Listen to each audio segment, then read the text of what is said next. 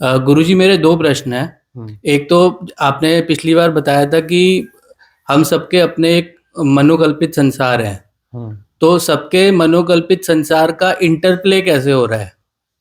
क्योंकि कुछ चीज़ें सब में कॉमन है, तो वो इंटरप्ले कैसे हो रहा है? और दूसरा ये क्वेश्चन है कि जो मन की माया है, तो क्या अनाहत चक्र की शुद्धि से मन की माया का भ्रम जो होता है वो दूर हो जाता है? ये 2 प्रश्न। मनोकल्पित संसार है, अर्थात यह है कि क्या यह संसार अलग अलग है या एक है। यदि अलग अलग हैं तो अब इनके इंटरकनेक्शंस क्या है, कैसे चल पाता है, या दुनियादारी चलती कैसे है। फिर सबके संसार अलग अलग हैं तो दुनियादारी चलती कैसे है। फिर दुनियादारी तो चल ही रही है, संसार तो चल रहा है ना। अब संसार कहते हैं तो हमें लगता है कि वह तो एक कॉमन चीज है। संसार एक कॉमन है ना सबके लिए, वह चल रहा है। और हम कह रहे हैं कि संसार मनोकल्पित है, जितने मन हैं उतने संसार हैं। किस मन की बात कर रहे हैं हम? एक जो है इंडिविजुअल सबकॉन्शियस माइंड है, ठीक है ना, और एक है कलेक्टिव सबकॉन्शियस माइंड। एक व्यक्तिगत अवचेतन मन है, एक सामूहिक अवचेतन मन है। अब सामूहिक अवचेतन मन में भी मल्टीलेयर्स होती हैं। परिवार के लोग रहते हो ना, तो परिवार के लोगों का एक अलग सामूहिक अवचेतन मन होता है। कुछ चीजें कॉमन अंडरस्टैंडिंग की होती हैं। तो एक कॉमन या म्यूचुअल अंडरस्टैंडिंग जो होती है, उसका मतलब ये है कलेक्टिवली जी रहे हो, मन आपस में जुड़ा हुआ भी है। दूसरी लेयर, फर्स्ट लेयर नहीं, फर्स्ट लेयर तो अपनी होगी होगी। इंडिविजुअल सबकॉन्शियस माइंड की एक लेयर बिल्कुल प्राइवेट होगी, बिल्कुल निजी होगी, इसलिए तो व्यक्ति हो ना। व्यक्ति तो होते ही उससे हो ना, सबकॉन्शियस माइंड ही तो व्यक्तित्व को निर्मित करता है। और व्यक्तित्व जो है मल्टीफोल्ड होता है। पहली लेयर जिसमें तुम हो, है ना। ये माँ बाप हैं, बच्चे से बहुत प्रेम करते हैं ना, करते हैं ना। बच्चे को दिक्कत हो जाए रात में तो क्या करते हैं, रात जगह भी कर लेते हैं ना, है ना। बंटवारा हुआ हिंदुस्तान पाकिस्तान का। हिंदू आ रहे थे, जंगलों से पैदल पैदल निकल रहे थे, और जो है उनको ढूंढते हुए जो वहाँ के मुस्लिम्स थे, वह हथियार बंद होकर निकले थे। इन्हें पकड़ना है, या तो ये धर्म परिवर्तन करेंगे या इन्हें मार दिया जाएगा। तो छुप छुप के वो आते थे उन रास्तों से। रात में कहीं थोड़ा बहुत ठहरना भी होता था। रात में खोजबीन और तेज होती थी। तब क्या होता था कि उनके बीच में कोई छोटा बच्चा है और वह रोता था, तो माँ बाप क्या करते थे, उसको मुंह बंद कर रखते थे, ज्यादा किया तो गला दबा देते थे, वहीं पर मार डालते थे इसको माँ बाप। जब अपनी जान बचाने की होती है ना, तब फिर वो सारी चीजें गायब हो जाती हैं। और जैसे ही थोड़ा लगता था गड़बड़ है, कहीं कुआं वुआं दिखा, तो बच्चे को कुएं में फेंक देते थे, छोटे बच्चों को। ये स्थितियां होती हैं। देखो, युद्ध की स्थितियां होती है ना, सारे भ्रम टूटते हैं मोह माया के। हालांकि ये सब उन्होंने दिल में पत्थर रख के किया, लेकिन चुना खुद को ना। वह बहुत एक अलग स्थिति थी, भयावह स्थिति थी वह। वहां से जो माइग्रेट हुए थे हिंदू, ऐसे नहीं हुए थे, बहुत तकलीफें झेल के हुए थे। बड़े बड़े युद्धों की बात करते हुए ना, उससे ज्यादा तकलीफें उन्होंने झेली हैं। जो पाकिस्तान से माइग्रेट होकर के हिंदुस्तान आए थे, उन्होंने जो तकलीफ झेली है, जो कष्ट झेले हैं, मतलब इस स्टेज पे भी उन्हें जाना पड़ा कि किसी प्रकार से बॉर्डर क्रॉस कर लिया जाए। तो आज चुनते किसके हो? अपने आप को चुनते हो ना। जब एक स्थिति आती है कि टाइगर है, वह जो है दौड़ रहा है हिरनी के बच्चे के पीछे, हिरनी थोड़ा डिफेंड करने की कोशिश करेगी, डिफेंड नहीं कर पाएगी तो भाग जाएगी बच्चे को छोड़ करके। छोड़ जाती कि नहीं छोड़ जाती? छोड़ना नहीं चाहती, लेकिन जब चुनना होगा दो में से एक तो खुद को चुनेगी, खुद को ही चुनेगी। एक राजा जो है, रात में स्वप्न देखा उसने और नींद टूट गई उसकी, और जो है वह चिंता में पड़ गया। उसी समय रानी सोई थी बगल में, वह भी उठी, वह भी उठ के बैठ गई। राजा ने कहा मैं बहुत चिंता में हूं, कि क्या हो गया? रानी ने पूछा क्या हो गया? राजा ने कहा मैंने स्वप्न देखा है, मैंने स्वप्न है देखा रानी कि स्वप्न में तुम कह रही हो कि मैं तुमसे प्यार करती हूं, लेकिन अपने लिए मैं तुमसे प्यार करती हूं। मैं तुमसे जो प्रेम करती हूं, अपने लिए मैं तुमसे प्रेम करती हूं। यह कहा तुमने रानी सपने में, मतलब तुम मुझे मेरे लिए प्रेम नहीं करती, तुम अपने लिए मुझे प्रेम करती हो। रानी ने कहा संयोग की बात, मेरी भी नींद टूटी और उठ के बैठी हूं, मैंने भी यही सपना देखा है कि आप जो है सपने में कह रहे हो कि रानी मैं तुझसे प्रेम करता हूं, लेकिन अपने लिए मैं तुझसे प्रेम करता हूं। तो जिसे प्रेम नहीं करता, मैं अपने लिए तुझसे प्रेम करता हूं। और ये गहरी बात है।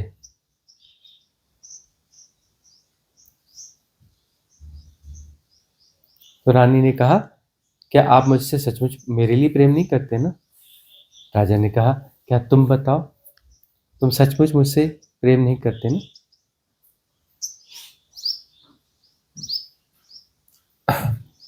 तो ये सच्चाई है कि पहली लेयर जो है, पहली लेयर यह है कि हम जो है अपने आप से प्रेम करते हैं। व्यक्ति मतलब वहां पर हमारा सबकॉन्शियस माइंड इंडिविजुअल है, कलेक्टिव नहीं है। यह फर्स्ट लेयर है व्यक्तित्व की। दूसरी लेयर में एकदम जो नियर एंड डियर होते हैं, अब जो है कहते हो ना मेरे सारे नियर एंड डियर हैं, ये 50 लोग मेरे खास हैं। विपरीत परिस्थिति आएगी जब चुनना होगा 2 4 5 लोगों को, तो 45 लोगों को छोड़ोगे ना, जो एकदम नियर एंड डियर है उसमें से चुनोगे ना कि यही, बाकी को जाने दो। विपरीत परिस्थिति में पूरे 50 को तो नहीं चुनोगे ना, नहीं चुनोगे ना सबको। विपरीत, एकदम विपरीत परिस्थिति आ गई तो एकदम खास खास को चुनोगे। तो ऐसे व्यक्तित्व की मल्टी लेयर फोल्ड्स होती हैं। व्यक्तित्व का मतलब यही होता है कलेक्ट, जो एक हमारा इंडिविजुअल सबकॉन्शियस माइंड, फिर कलेक्टिव सबकॉन्शियस माइंड, उसमें मल्टी फोल्ड होते हैं, एकदम नियर एंड डियर। फिर ये वो ये कि ये मेरे, और उसके बाद में ये, उसके बाद में ये, उसके बाद में ये, उसके बाद में ये, है ना। अब जो ये पूरी दुनिया चलती है, कैसे चलती है? जाति, धर्म, उसके आधार पे भी कलेक्टिव सबकॉन्शियस माइंड होते हैं, उनकी लेयर्स होती हैं और वो एक दूसरे को संभाल रहे होते हैं। तभी तो मास हिप्नोटिज्म काम करता है, नहीं तो करेगा कैसे? ये सब मास हिप्नोटिज्म है। जाति, धर्म, राष्ट्रीयता, ये सब मास हिप्नोटिज्म है, याद रखना। राष्ट्रीयता भी मास हिप्नोटिज्म है। अब करेंसी काम करती है, वर्ल्ड वाइड काम करती है ना करेंसी, तो वह एक मास हिप्नोटिज्म है, वो मास हिप्नोटिज्म है, यूटिलिटी है। और यूटिलिटी इतनी ज़्यादा है कि प्रतिदिन से जुड़ी हुई है, तुम्हारी हर क्रिया से जुड़ी हुई यूटिलिटी है, तो उसका मास हिप्नोटिज्म होगा ना। तो मल्टी लेयर्स हैं, इसलिए तो जो है इससे पार होना थोड़ा टेढ़ा मामला लगता है। एक ही लेयर होती तो कोई बात समझ में आती, मल्टी लेयर्स हैं और सबके वेटेजेस अलग अलग होते हैं, वेटेज अलग अलग होते हैं ना, जैसे मंत्रियों में भी रैंकिंग होती है ना, वेटेज होते हैं। ऐसे ही वो शेयर मार्केट में जाओगे तो वहाँ पे जो शेयर होते हैं उनके वेटेजेस होते हैं, निफ्टी, सेंसेक्स, है ना, इसका वेटेज इतना है, इसका वेटेज इतना है, इस प्रकार की बातें हैं। तो सबके अपने वेटेजेस होते हैं कि कहाँ तुम्हारा कितना इन्वेस्टमेंट है, तुम खुद इन्वेस्ट होते हो उसमें, अपना खुद का हिस्सा, अपनी चेतना का इन्वेस्ट करते हो वहां पे। विपरीत की परिस्थितियों में फिर तुम जो है वहां से अपना इन्वेस्टमेंट बाहर निकाल के दूसरी जगह फिर उसको इन्वेस्ट करोगे। प्रोसेस वैसी है कुछ, वहां तुम अपने आप को इन्वेस्ट करते हो। सबकॉन्शियस माइंड तुम्हारा खुद का इन्वेस्टमेंट है, याद रखना। तुम बटे बटे हो, तुम फैले फैले हो सबकॉन्शियस माइंड में, तुम ही हो, तुम ही संसार हो। सबका संसार अलग अलग है, ऐसा कहते हैं एक्चुअली तुम ही संसार हो। सबकॉन्शियस माइंड तुम ही हो, तुम्हारा ही फैलाव है, ये तुम्हारा ही फैलाव है। और तुम बटे बटे जी रहे हो, मतलब माया तुमने क्रिएट करी है, ये तुम बटे बटे हो नहीं और तुम बटे बटे जी रहे हो। मल्टी लेयर्स, प्रायोरिटीज अलग अलग, वेटेज अलग अलग, है ना, सब कुछ अलग अलग है ना। यह व्यवहारिक सत्य है, यह भी याद रखना, यह व्यवहारिक सत्य भी है। व्यवहारिक सत्य काम भी करेगा, उसको प्ले करो, उससे हिप्नोटाइज मत हो, उसको प्ले करो, सजगता से वह प्ले होगा। लेकिन यह अलग अलग है। तो संसार तुम्हारा जो है कोई ठहरा हुआ संसार तो है नहीं, हलचल बहुत होती है ना, भीतर हलचल होती है कि नहीं, मन में हलचल है कि नहीं है।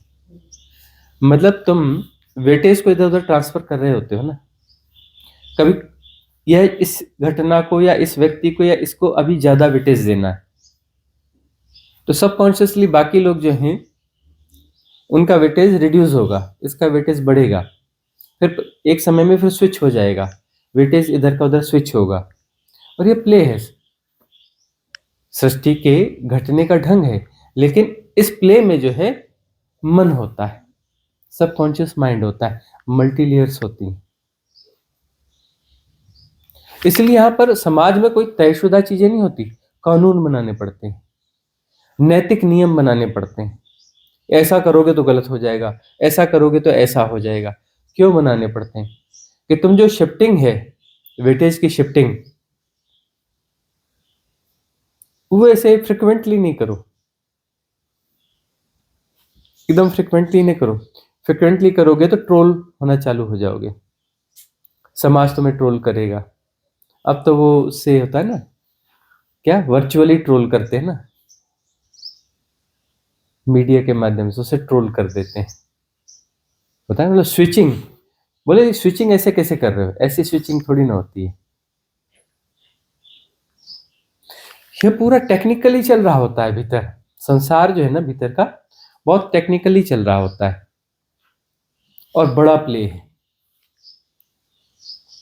तुम्हारा संसार कोई एकदम परिभाषित संसार है नहीं, एकदम फिक्स ऐसा संसार नहीं होता, उसमें लगातार स्विचिंग चलती रहती है, बहुत ज्यादा स्विचिंग है और मल्टी लेयर्स हैं, उनमें स्विचिंग चल रही होती। इसलिए तुम्हारे भीतर की जो स्विचिंग्स हैं, बहुत सारी स्विचिंग तुम्हें खुद नहीं समझ में आती, हो रही होती हैं, तुम खुद उसे ठीक से आइडेंटिफाई नहीं कर पाते हो। बहुत क्रिटिकल मामला है। तो सबके अपने अपने संसार हैं, लेकिन तुम्हारे परिवार में बहुत सारी चीजों में म्यूचुअल अंडरस्टैंडिंग है। तुम्हारी जाति में, तुम जाति के लोग इकट्ठे होते हो ना, तो बहुत सारी म्यूचुअल अंडरस्टैंडिंग है। धर्म के लोग इकट्ठे हो गए तो वहां पर भी बहुत सारी म्यूचुअल अंडरस्टैंडिंग है। लेकिन जब धर्म के सारे लोग इकट्ठे होते हैं, वहां जो म्यूचुअल अंडरस्टैंडिंग है वो थोड़ी कम होती है जब जाति वालों से। जाति वाले रहते हो तब थोड़ा ज्यादा रहती है। जाति वालों के नीचे परिवार वालों में रहोगे तो वो अंडरस्टैंडिंग थोड़ी अलग किस्म की रहती है। हर लेयर के इन्वेस्टमेंट अलग अलग है। राष्ट्रीयता वाले मामलों में रहोगे तो वहां पर अलग होता है ना? तो मास हिप्नोटिज्म ऐसे ही काम करते हैं। मास हिप्नोटिज्म का मतलब है कि एक लेयर बनी तभी तो मास काम कर रहा है ना। मैं भारतीय हूं तो बहुत सारे लोगों के मन में मैं भारतीय हूं, तो तब वो एक लेयर बनी हुई है ना सबकॉन्शियस माइंड की, कलेक्टिव सबकॉन्शियस माइंड की, तभी तो वो चीज काम कर रही है ना।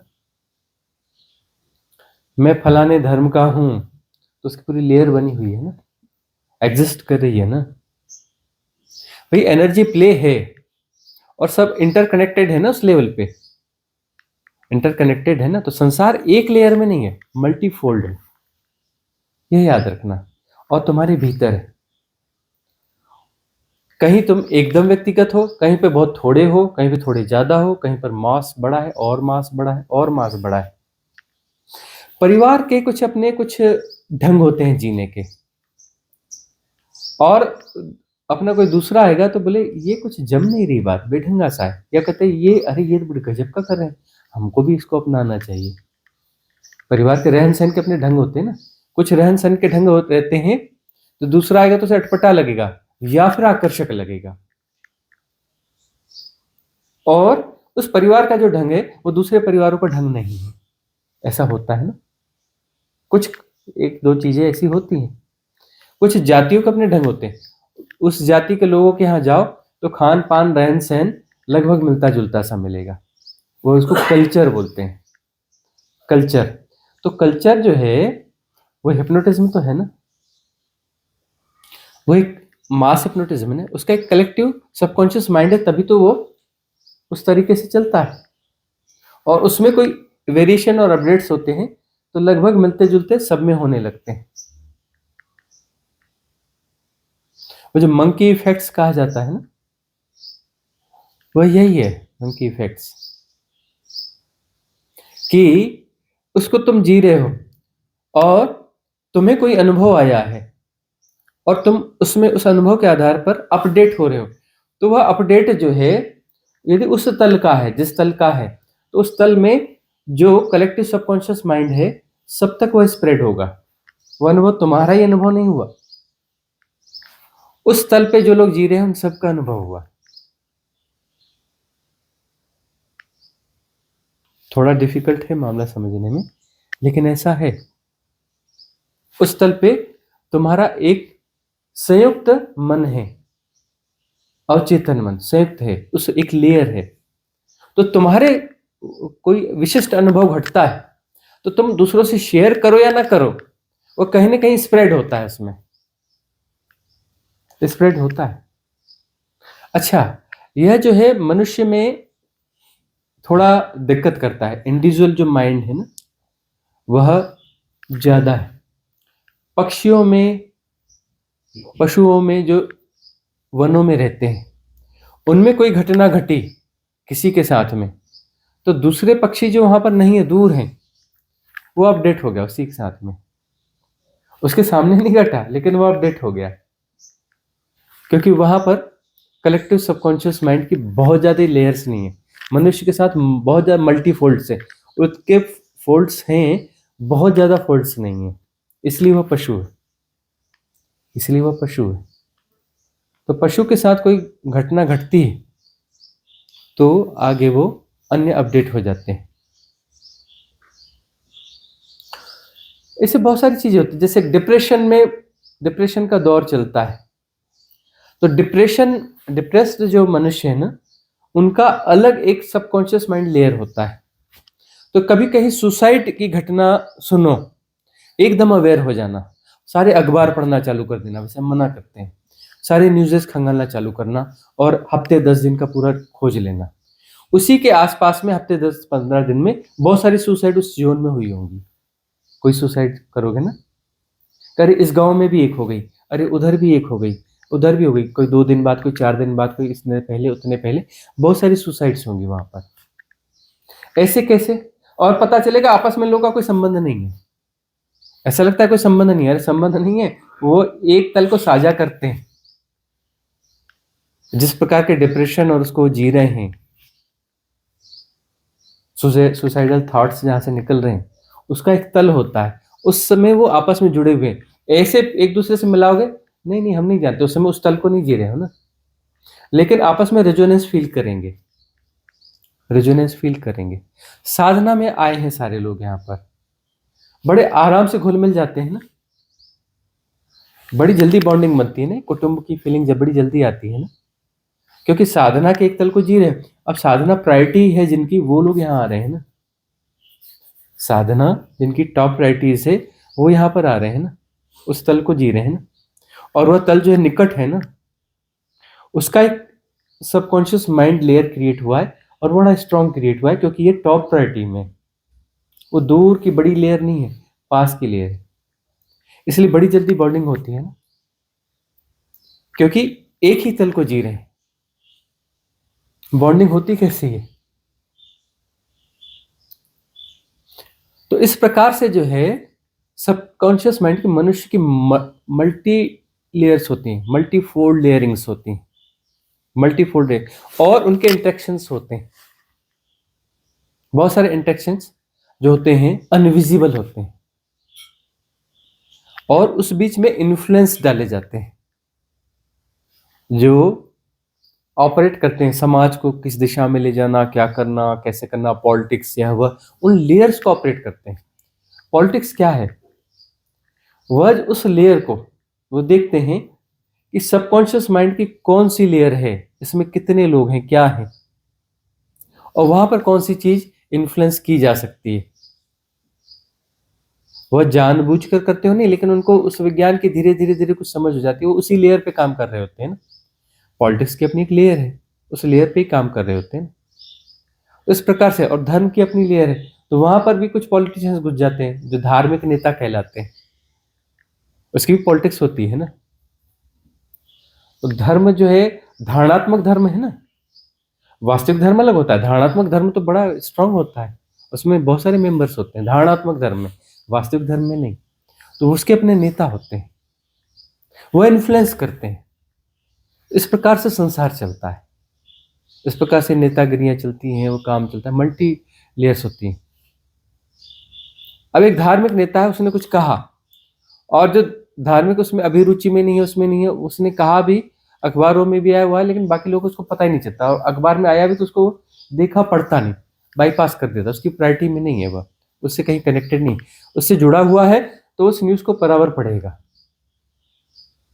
कई लोग हैं उस धार्मिक नेता के बयान को आया है, ध्यान नहीं देगा, पलट देगा, देखा है, उसको याद भी नहीं रहे कुछ आया था, पता नहीं आया था कि नहीं आया था, उसकी प्रायोरिटी में नहीं है। मतलब उस तल को वह जी नहीं रहा है, सबकॉन्शियस माइंड के उस फोल्ड को नहीं जी रहा है। और सारे फोल्ड हमारे हों ऐसा जरूरी नहीं है, बहुत सारे फोल्ड्स के साथ हम कनेक्टेड हैं और बहुत सारे फोल्ड्स के साथ हम कनेक्टेड नहीं है। या फिर वह ऊपर की अलग लेयर चली गई, मतलब वह थिन लेयर ऊपर चली गई, उसके साथ हमारा इन्वेस्टमेंट नहीं है, हमारी ऊर्जा, हमारी चेतना उसमें जाती नहीं है। और कुछ बहुत निकट है, उसमें हमारी चेतना बहुत ज्यादा जाती है, बहुत ज्यादा जाती है, बड़ा क्रिटिकल सा है भीतर भीतर सब। वो मन के जो तल है ना, वो सबकॉन्शियस माइंड के सारी लेयर्स भीतर भीतर भीतर भीतर, तो हमारे भीतर है संसार, बाहर संसार होता ही नहीं है। इस भ्रांति को जितनी जल्दी तोड़ सकते हो तोड़ दो। टूटने जैसी भ्रांति, भ्रांति ही है, शुद्ध भ्रांति है कि संसार बाहर है, बाहर संसार होता ही नहीं, संसार जो है ना बाहर होता ही नहीं। अब व्यवहारिक सत्यों के हिसाब से कई बार बोलना पड़ता है, संसार ऐसा या वह है, बोलना पड़ता है। बोलते वक्त कभी प्ले कर रहे हो, होश में रहना, जो बोल रहे हो झूठ बोल रहे हो, संसार बाहर होता नहीं, संसार भीतर होता है। प्ले कर लेना, कभी प्ले करना हो तो खेल लेना उससे, ये जानते हुए कि खेल है, सत्य नहीं, संसार बाहर नहीं होता, संसार हमारे भीतर होता है। वह जो है चित्रात्मक भाषाएं आपस में इंटरेक्ट होती रहती हैं, पिक्टोरियल लैंग्वेजेस हैं अंदर की, वह इंटरेक्ट होती रहती हैं भीतर भीतर, वह संसार है। इंटरेक्शन होता है, भीतर होता है। तुम किसी पे क्रोध कर रहे हो, एक्चुअली वो बहाना है। क्रोध जो है तुम अपने भीतर कर रहे हो, भीतर ही होता है ना, तुम्हें ही जलाता है ना। और अपने भीतर के बिंबों के साथ में, भीतर के बिंब है, धारणा है, भीतर में कोई एक उसकी छवि बना रखी है, ये फलाना व्यक्ति ऐसा है। एक्चुअली उस व्यक्ति का बिंब तुम्हारे भीतर है, तुम इसे लगातार अपडेट करते रहते हो। अब उसमें कुछ वेरिएशन आ गया, गड़बड़ वेरिएशन आ गया, अब तुम उस पर क्रोध करोगे, क्योंकि मैंने इसकी छवि ऐसी बनाई थी, इसकी प्रतिमा मैंने ऐसे बनाई थी, इसका ढंग ढांचा, इसका व्यक्तित्व तो ऐसा होना चाहिए। अब उसको नहीं जी रहा है, किसी और को जी रहा है, तो तुम उस पर क्रोध करते हो कि तुम ऐसे क्यों हो गए। या फिर वो वेरिएशन ज्यादा फेयर हो गया, तुम उसके प्रेम में पड़ जाओगे, क्योंकि वो वेरिएशन फेवरेबल है तुम्हारी धारणाओं के हिसाब से। वो प्रतिमा तुम्हारे लिए और बेहतर हो गई जो तुमने क्रिएट करी थी उसके एक्शंस से, जो अपडेट किया। तो कोई भी व्यक्ति तुम्हारे सम्मुख जब भी खड़ा होता है, तुम लगातार उसको मैच करके अपडेट करते रहते हो और उस हिसाब से तुम रिएक्शन करते हो। उससे जो व्यवहार करते हो, व्यवहार में ग्राफ है ना, व्यतिरेक है ना, कैसे रिएक्ट करते हो उसमें देखना। तुम उसके साथ अप एंड डाउन्स को जी रहे हो, इंटरेक्शन में अप एंड डाउन्स को जी रहे होते, तभी तो व्यवहार होता है ना। बस एकदम वो फिक्स है और हम भी फिक्स हैं, सामने खड़े हो जाओगे, देखते रहोगे, क्या करे, बस देख रहे हैं, क्या करे, कुछ नहीं। कुछ करोगे कैसे? जब फिक्स है तो करोगे कैसे? व्यतिरेक होगा तभी तो हिलन डुलन होगा ना, उसमें अप एंड डाउन्स होंगे तभी तो हिलन डुलन होगा ना। तो वहां पर जो है लगातार तुम उसकी उस प्रतिमा को जांच रहे होते हो कि वैसा ही है कि नहीं है, फिर वह अप एंड डाउन्स होते हैं। अच्छा, कोई व्यक्ति है, तुम्हारी जो धारणा है बिल्कुल वैसा का वैसा ही है, बिल्कुल वैसा का वैसा ही, हिलता डुलता है ही नहीं, हिलता डुलता है ही नहीं। बहुत जल्दी तुम लोग बड़ा बोरिंग पर्सन है, बहुत बोरिंग पर्सन है, कि बिल्कुल फिक्स है, वो हिलता डुलता ही नहीं है, एकदम फिक्स है, बड़ा बोरिंग है। तो हिलन डुलन पसंद है, तो हिलन डुलन से मन जीवंत रहता है, मन का जीवन चलता है। मन का जीवन हिलना डुलना है, हिंडोलन मन का जीवन है, ठहराव नहीं। और वह जो हिंडोलन के बहुत सारे मैकेनिज्म हैं, उनके इंटरेक्शंस हैं, आपस में उसके प्रभाव हैं, हिंडोलन के अपडेट्स हैं, वह मन है। और यह पूरा सामूहिक क्रियाविधि जो है, यह तुम हो, यह तुम हो। और तुम जो है बेचैन हो, तुम दुखी हो, तुम डिप्रेस्ड हो, तुम एक्साइटेड हो, तुम दुखी भी हो, तुम सुखी भी हो, तुम एक्साइटेड भी हो, तुम डिप्रेस्ड भी हो। कभी ऐसे हो कभी ऐसे हो, हिंडोलन है ना। डिप्रेशन क्या है? ज्यादा एक्साइटमेंट हो गया तो उसका बैलेंस करने का तरीका है डिप्रेशन। डिप्रेशन क्या है? ज्यादा डिप्रेशन हो गया, उसको बैलेंस करने का तरीका है एक्साइटमेंट। अब जो है खूब शानदार धमा चौकड़ी वाली पार्टी करके आ गए, खूब एक्साइटेड हुए, खूब एक्साइटेड हुए, उसके बाद दूसरे दिन डिप्रेस्ड महसूस करोगे ना, बड़ा खाली खाली लग रहा है, बोर बोर लग रहा है, अरे यार अच्छा नहीं लग रहा है। या उसको बैलेंस कर रहे हो ना, और उसको वो करते करते करते फिर सोचोगे यार चलो कहीं और चलते हैं, कोई दूसरी पार्टी ढूंढते हैं, कुछ एक्साइटमेंट ढूंढते हैं, कहाँ क्या हो रहा है, ऐसी जगह घूम आते हैं। विशियस सर्कल है ना। और सब में कोई व्यक्ति प्रतिष्ठित होता है तो सामान्य तरीके से उसे जो रिएक्ट किया जाता है, बड़ा बोरिंग पर्सन है, यह प्रिडिक्टेबल है एकदम। प्रिडिक्टेबल ना हो तो वहां पर थोड़ी जागरूकता रखनी पड़ती है, और देखना पड़ता है कि अब ये क्या करेगा। उस व्यक्ति के साथ में कंप्लेंट्स भी रहती है और आकर्षण भी रहता है, क्योंकि वो तुम्हें हिलने डुलने में मदद करता है। तो कभी तुम उसे ढूंढते भी हो। जो व्यक्ति प्रिडिक्टेबल नहीं होता, तुम उसके आकर्षण में भी होते हो और उसे घबराते भी हो, घबराते भी हो और आकर्षण में भी रहते हो। तो इस प्रकार से पूरा संसार चल रहा होता है। इसमें तो हमने बहुत थोड़ी बातें कही। तुम्हारे संसार की जो तुम्हारे भीतर है बहुत कुछ है, इतना कुछ है, इतना कुछ है। साइकोलॉजी एक सब्जेक्ट है ना, उसमें कितनी सारी बातें होती हैं मालूम है। साइकोलॉजी किस स्टेज में? एकदम इनिशियल स्टेज में, एकदम ऑर्डिनरी है। साइकोलॉजी का जो विज्ञान हमारे पास है ना, एकदम ऑर्डिनरी है, एकदम ऑर्डिनरी है, बिल्कुल शुरुआती दौर में। वो साइकोलॉजिस्ट के पास जाना और उनको सब करना, उसे बहुत लाभ नहीं होता। टेम्पररी कुछ होता है, बहुत लाभ नहीं होता, क्योंकि बहुत ऑर्डिनरी स्टेज में विज्ञान अभी बहुत आगे बढ़ा ही नहीं है। तो कहाँ से तुमको लाभ दे देगा? पर साइकोलॉजी का एक विज्ञान है जिसका बहुत आकर्षण है, जिसे हम कहते हैं साधना। वह राइट ट्रीटमेंट है साधना। साइकोलॉजिकल डिसऑर्डर्स का समाधान कोई जो है उस विज्ञान में ढूंढे, है ना, उन डॉक्टर्स के पास ढूंढे, उसे सेटिस्फेक्शन नहीं होता है, उसका समाधान नहीं होता है, हो भी नहीं सकता। और साइकोलॉजी पर जो बड़े काम हुए हैं वह धर्म है। वास्तविक धर्म की बात करें, वो धारणात्मक धर्म की बात नहीं करें, संगठन की बात नहीं करें, वह साधना है। तो साधना की प्राविधियां जो है साइकोलॉजिकल डिसऑर्डर्स को ठीक करती हैं। साधना में जाओगे तो ठीक करती जाती है, मतलब बैलेंस होते जाते हो, बैलेंस होते हैं। वो जो वेरिएशंस हैं बड़े बड़े, वो धीरे धीरे छोटे होते हैं, समता में प्रतिष्ठित होते हो। समता में प्रतिष्ठित होते होते सीधे रैखिक गति हो जाती है। वह विचलन जो है, सारे विचलन समाप्त हो जाते हैं, ठहरने लगते हो।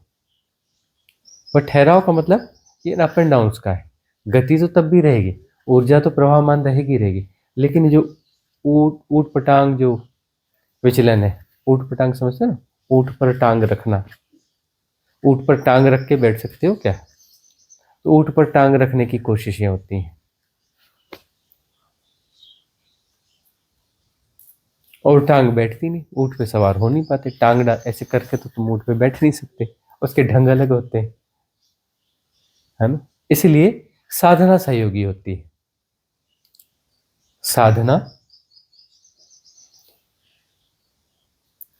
सिद्ध क्रियाएं, साधना की विधियां, ये अंतर संसार की समझ पैदा होती। समझ होगी तब ना, जब उससे एसोसिएशन टूटेगा। जिस उसमें तुम घुसे पड़े हो, जी रहे हो, तो तुम उसको देख कैसे पाओगे? आईना है, आईना को तुम ऐसे आंख में ऐसे रख लो और अपने आप को देखो, अपने आप को देख पाओगे? चिपका लो आंख से भी, आंख देखती है, आईना दिखाता है, तो दोनों को पास होना चाहिए ना। एकदम पास कर लो, देखो अपने आप को, तुम कैसे देखते हो? देख पाओगे? नहीं देख पाओगे ना। आईने को दूर रहना चाहिए। थोड़ा ऐसा करोगे तो चेहरा दिखेगा, और ऐसा करोगे तो और ऐसा दिखेगा, और कैमरे को भी जैसे वो भी आईना ही है ना एक किस्म। जितना दूर, उतना दूर करोगे तो अपने आप को तुम पूरा देख पाओगे। उसे भी देखना पड़ता है कितना दूर। बहुत ज्यादा दूर तो तुम गायब ही हो जाओगे उससे, या बहुत छोटे हो जाओगे। तो उसका कोई मध्य बिंदु होता है, उस मध्य बिंदु को ढूंढना होता है। उस मध्य बिंदु से तुम अपने आप को ठीक देख पाते हो। तो ठहराओ, उस मध्य बिंदु को ढूंढना, इसलिए मध्यम निकाय कहते हैं। बैलेंस, वहां से देखना, अंदर बाहर दोनों को देखना मध्य बिंदु से। तो देखोगे तब जो है यथाभूत जानना होगा, जैसे का तैसा जानना होगा। तुम जुड़े हुए नहीं हो ना, जुड़ करके तुम नहीं जान सकते, एसोसिएट होकर के तुम नहीं जान सकते। समता में पुष्ट हो जाओ, तो वह जो ऊर्जाओं की गतियां हैं, वह व्यतिरेक हैं, तुम्हें सब दिखेंगे। यथाभूत देखना होगा। तो दिखने पर पूरा मैकेनिज्म समझ में आएगा, उसकी व्यर्थता समझ में आएगी।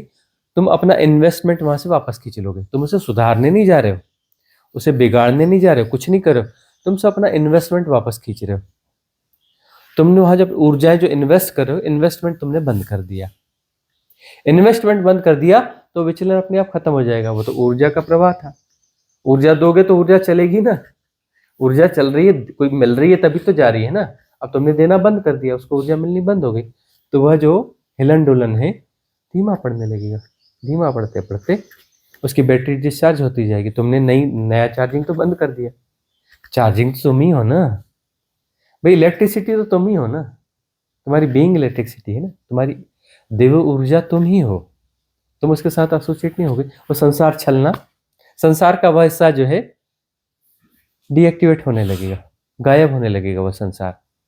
तुमने पोषण देना बंद कर दिया उन सारी चीजों को, उन सारी लेयर्स को, सारे हिप्नोटिज्म को, मास हिप्नोटिज्म, हिप्नोटिज्म, जितने किस्म के हिप्नोटिज्म है।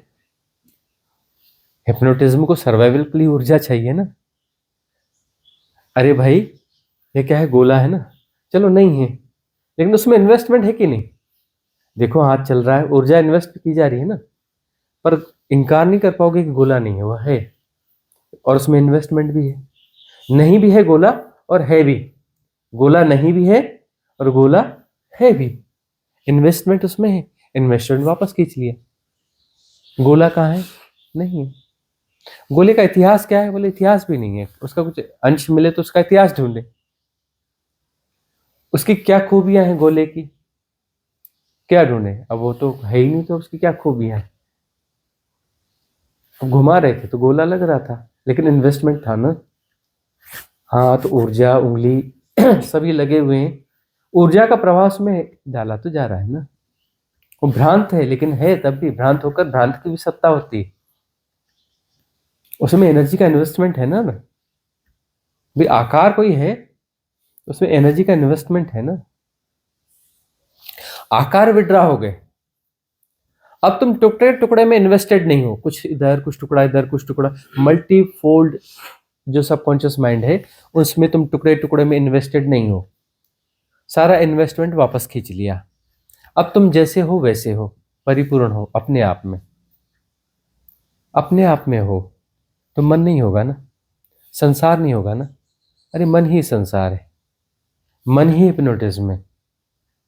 मन की सारी गतिविधियां हिप्नोटाइज्ड है ना, हिप्नोटाइज्ड मैकेनिज्म है ना, इंटो हिप्नोटाइज्ड फ्लो है ना। सम्मोहित गतियां है ना। मन क्या है? सम्मोहित गतियों का समूह। मन क्या है? सम्मोहित गतियों का समूह है। सम्मोहन वापस हो गए तो गतियां वहां नहीं जाएंगी। तुम सम्मोहित हो ना। अरे सम्मोहित कर सकते हैं तुम्हें, अभी भी तुम्हारी गतियों को हम डाइवर्ट करके बता सकते हैं। हिप्नोटिज्म की विद्या है ना, तुम्हें हिप्नोटाइज करेगा, तुम्हें ले जाएगा कहीं पर भी, पूरे ढंग ढांचे को बदल देगा। कि पुरुष को बोलो तुम स्त्री की तरह चलो, वो स्त्री की तरह चलने लगेगा। सम्मोहित है ना, उसकी ऊर्जा को डाइवर्ट कर दो। पुरुष है, जवान है, उसको बोलो तुम बच्चे हो, बच्चों की तरह खेलना चालू कर देगा। करने लगेगा ना। किसी व्यक्ति, कोई भी व्यक्ति, स्त्री पुरुष कोई भी है, उसको लिटा दिया है, सम्मोहित कर लिया है, उसके हाथ में जलता हुआ अंगारा रख दो, कहो कि ये पत्थर रखा है तुम्हारे हाथ में, रख के बैठा रहेगा आराम से, बैठा रहेगा ना। सम्मान वैसा है, उसको फेंकेगा नहीं।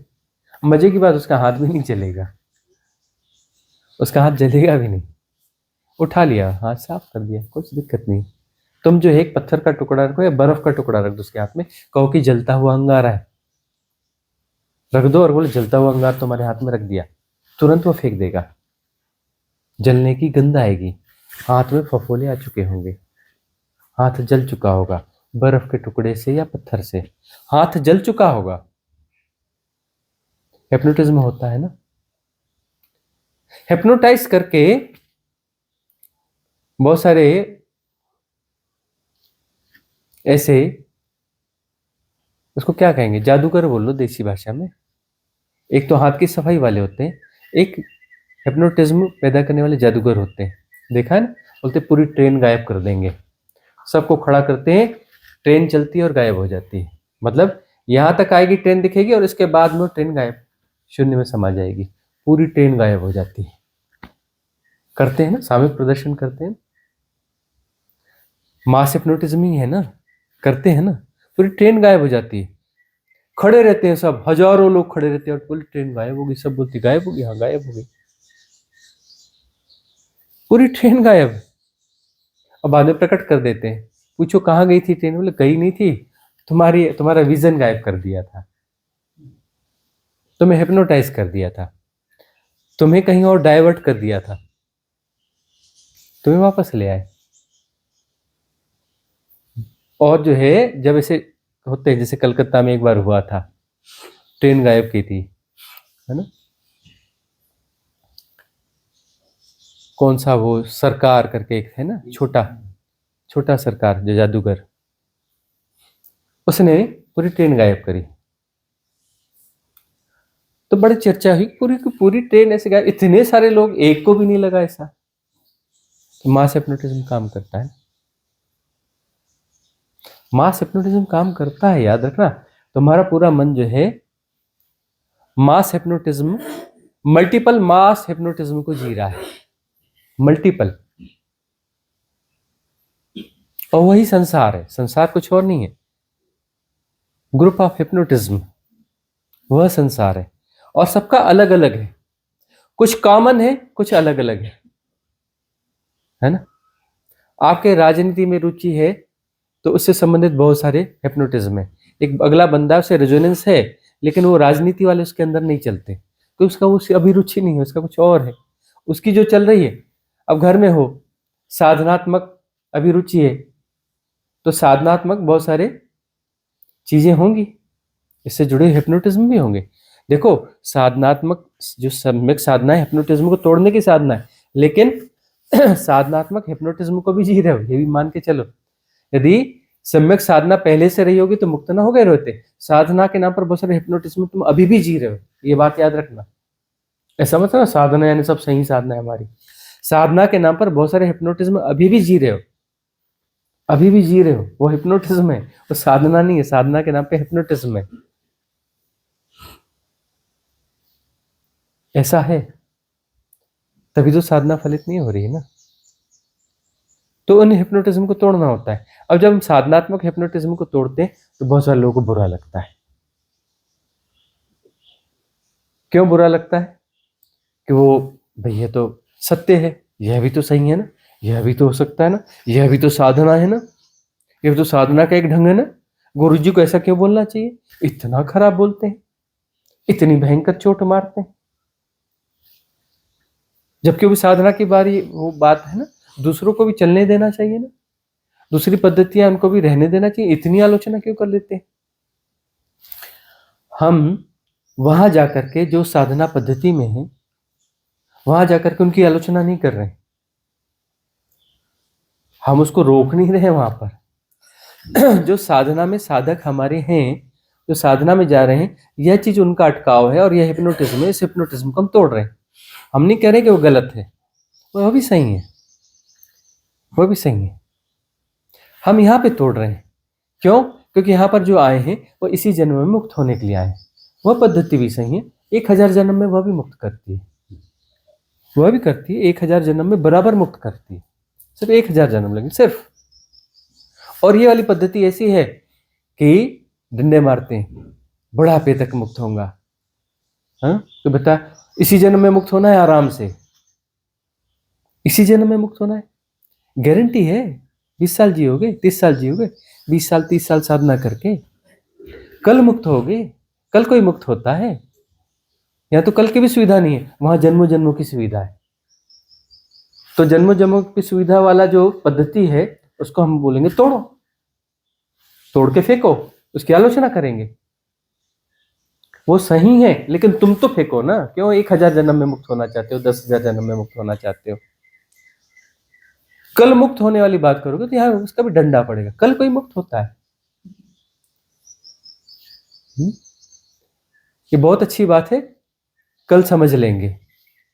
अरे समझोगे अभी और यहीं, या तो नहीं समझोगे या तो समझोगे, समझोगे तो अभी यहीं समझोगे, कल कैसे समझोगे? वो क्लिकिंग जो है हियर एंड नाउ होगी, या तो होगी या तो नहीं होगी। क्लिकिंग है ना, हियर एंड नाउ। क्लिकिंग जो है टाइम स्पेस का हिस्सा नहीं है। क्लिकिंग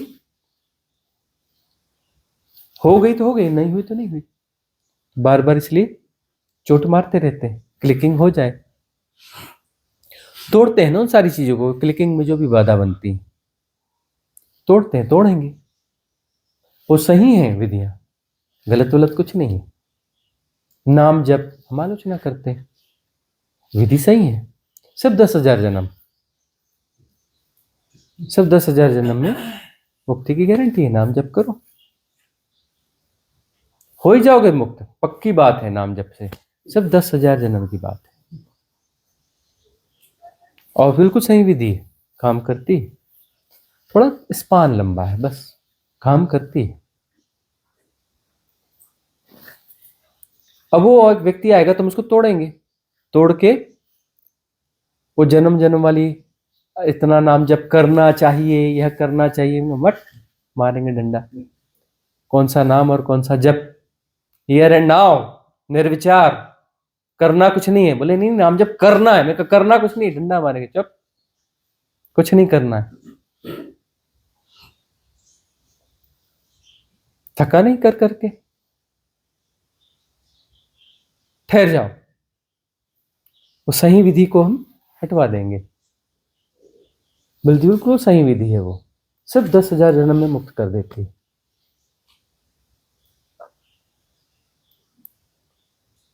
गलत कुछ नहीं होता है, सब सही होता है। जो भटक रहा है वह भी पहुंचेगा, भटक भटक के पहुंचेगा। हम उनको कह रहे हैं जो कह रहे हैं कि हमने बहुत भटक लिया, बहुत भटक लिया, अब भटकना नहीं है, भटकना नहीं है।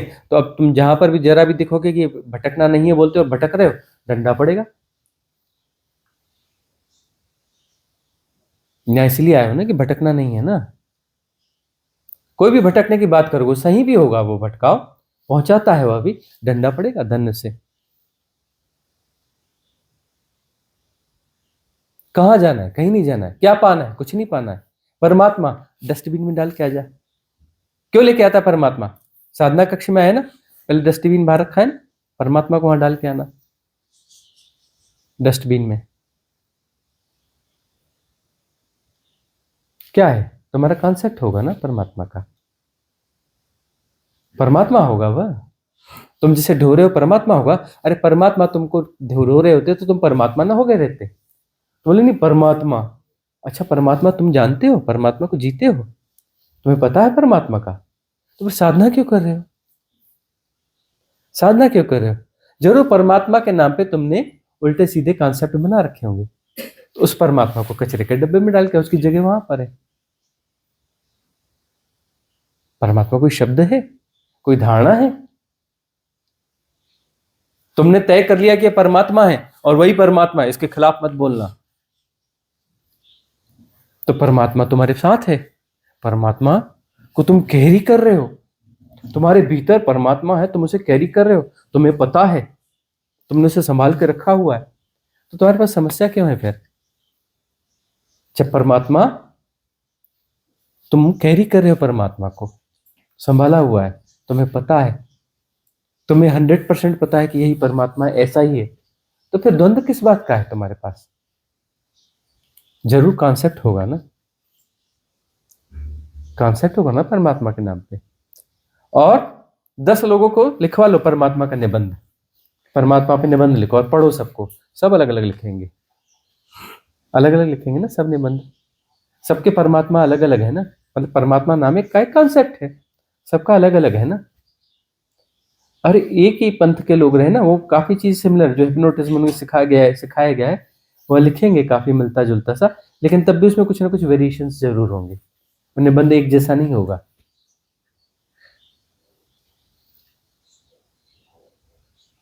और वो होगा सीखा हुआ तो रट्टा होगा, रट्टा होगा ना, कहीं से रटवाया, वो लिख दिया ये परमात्मा है, तय कर दिया परमात्मा ऐसा। परमात्मा को तय करने की चीज है, तुम तय करोगे कि परमात्मा क्या है।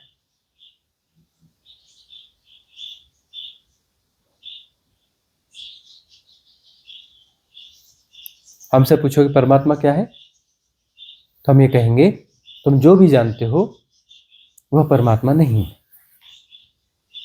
जो भी तुम्हारी धारणा है परमात्मा के बारे में, वह परमात्मा नहीं है। बताओ परमात्मा क्या है। अरे परमात्मा जो कहा नहीं जा सकता वह परमात्मा है, जिसका नाम नहीं रूप नहीं होता वह परमात्मा है, जो तुम्हारे मन की पकड़ में नहीं आता वह परमात्मा है। तो परमात्मा के बारे में बताओ। हमने कहा परमात्मा के बारे में बताएंगे नहीं, तुम साधना में जाओ, साधना की गहराई में जाओ। तो परमात्मा को नाम रूप देने वाला मैकेनिज्म जब विड्रॉ हो जाएगा तो वही है, जान लोगे। उस मैकेनिज्म को विड्रॉ कर दो तो परमात्मा ही, उसके अतिरिक्त कुछ नहीं है। लेकिन उसके पहले तुम नहीं जान सकते। जबरदस्ती की एक्सरसाइज मत करो। तुम टाइम क्रिएट कर रहे हो परमात्मा को समझने की कोशिश करके, परमात्मा को एनालाइज करके, परमात्मा के बारे में धारणा बना करके तुम जो है टाइम एंड स्पेस का हिप्नोटिज्म क्रिएट कर रहे हो, हिप्नोटिज्म क्रिएट कर रहे हो, संसार क्रिएट कर रहे हो। संसार जो है देश काल के भीतर है, टाइम एंड स्पेस का ग्रेट इल्यूजन है संसार। तो परमात्मा नाम की चीज गढ़ते हुए भी तुम संसार ही तो गढ़ रहे हो ना, टाइम एंड स्पेस को क्रिएट कर रहे हो। उसके गुण बता रहे हो ना, परमात्मा के गुण। परमात्मा के गुण होते हैं, रंग होता है, रूप होता है, नाम होता है, क्या होता है परमात्मा का। तुम क्या कर रहे हो, time and space illusion create कर रहे हो। तुम अपने सेपरेशन को और मजबूत कर रहे हो, लंबा रहे हो, अपनी मुक्ति को टाल रहे हो परमात्मा की बातें करके, परमात्मा की धारणा को जी करके। तुम क्या कर रहे हो, अपने मुक्ति को टाल रहे हो। परमात्मा की धारणा को पुष्ट करते हुए तुम अपनी मुक्ति को टाल रहे हो, क्योंकि वो तुम्हारा परमात्मा है, तुम्हारा गढ़ा हुआ परमात्मा है, तुम्हारा झूठ है। उसका तुमने टैग लगा दिया परमात्मा, तो हो जाएगा क्या।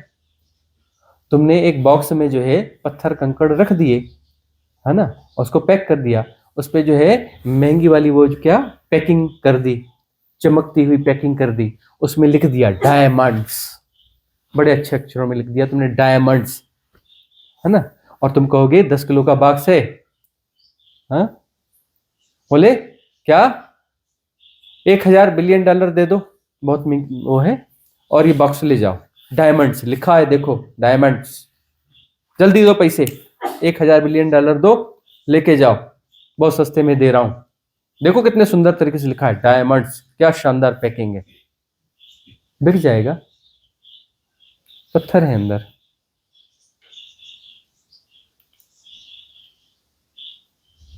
परमात्मा कहने से परमात्मा हो जाएगा।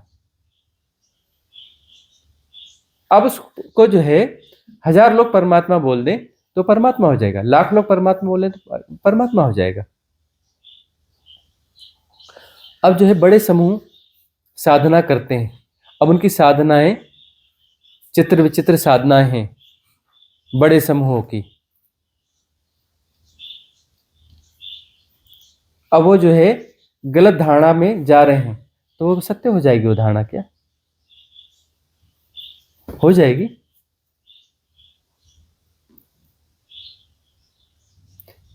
किसी झूठ को लाखों लोग मानते हैं तो सच हो जाएगा, किसी झूठ को करोड़ों लोग मानते हैं तो क्या सच हो जाएगा। और इस भ्रांति में रहना ही नहीं कि बिल्कुल कॉमन धारणा होती है, उसको बिल्कुल ठीक से एनालाइज करने को बोलो दो लोगों को जो बिल्कुल एक ही मार्ग पर हैं, एक ही जगह पर हैं, और उसको लिखते जाओ, वेरिएशन मिलेंगे। लोग दावा कर रहे हैं ना कि यही परमात्मा है दोनों के स्टेटमेंट्स अलग अलग लो, बड़े लंबे चौड़े, बिल्कुल तफसील से, इस विस्तार से 100 पेज के उसके स्टेटमेंट्स लिखवाओ परमात्मा के बारे में, और दोनों को मैच करो। बड़े स्टेटमेंट लो ना, 100 पेज के लो ना, 100 पेज में 1000 डिफरेंसेस मिल जाएंगे। तो परमात्मा यही है, एकदम आग्रह, यही परमात्मा है। तो भाई तुम दोनों एक ही मार्ग के हो, एक ही साधना में सब कुछ है, फिर ये फर्क क्यों आ रहा है। 100 पेज के स्टेटमेंट में, 100 पेज का स्टेटमेंट है, एक 1000 वेरिएशन क्यों है,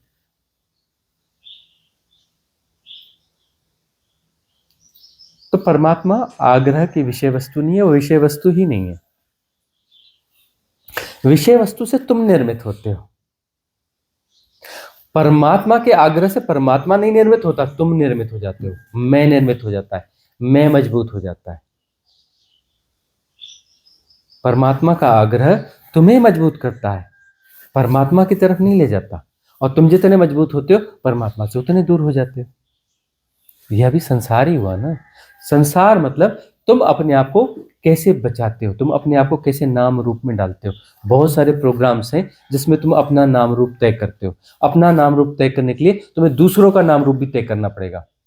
जानते नहीं मैं कौन हूं, किससे कह रहे हो? दूसरों से कह रहे हो ना, मतलब दूसरे हैं ये मानते हो ना कि दूसरे हैं, यह फलाना है, यह ठिकाना है, यह ऐसा है, यह अच्छा है, यह बुरा है। दूसरे हैं तब तो तुम अपने आप को साबित कर रहे हो ना कि जानते नहीं मैं कौन हूं, मतलब दूसरे हैं। तो संसार में तुम बहुत सारी चीजें अपडेट कर रहे हो कि जानते नहीं कि यह ऐसा है, जानते नहीं कि यह ऐसा है, यह सत्य है, यह गलत है, यह ऐसा है, यह अच्छा है, यह बुरा है, यह सुंदर है, यह वैसा है। ये बहुत सारे हिप्नोटिज्म तुम जी रहे हो। इससे तुम क्या कर रहे हो? नाम रूप तो मजबूत कर रहे हो ना, नाम रूप मजबूत कर रहे हो।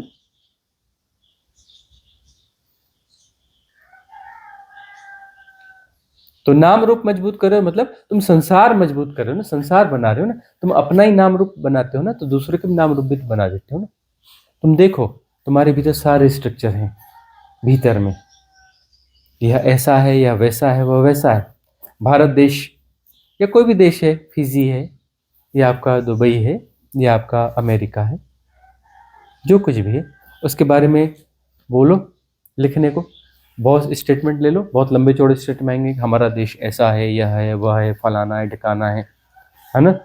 लंबे चौड़े स्टेटमेंट आएंगे ना। अपने देश के बारे में बहुत कुछ बता सकते हो ना, है ना। हमने कितनी बार कहा, अरे हमको भी तो मिलाओ कभी देश से, लंच पे बुलवाओ ना। आप बुलवा लो आपके देश को आज लंच पे, फोन कर दो, आ जाएगा। अरे बढ़िया लंच खिलवाएंगे, ऐसा नहीं, ऐसे नहीं बुला रहे, वीआईपी शानदार लंच खिलवाएंगे। बुलवा तो सही, देश को मिलना है हमको। बोलते हमारा समाज ऐसा, अरे समाज को बुलाओ ना भाई, कभी मिलवा तो सही, हम मिलना चाहते हैं समाज से। बढ़िया पार्टी करवाएंगे, मिलवाओ तो सही।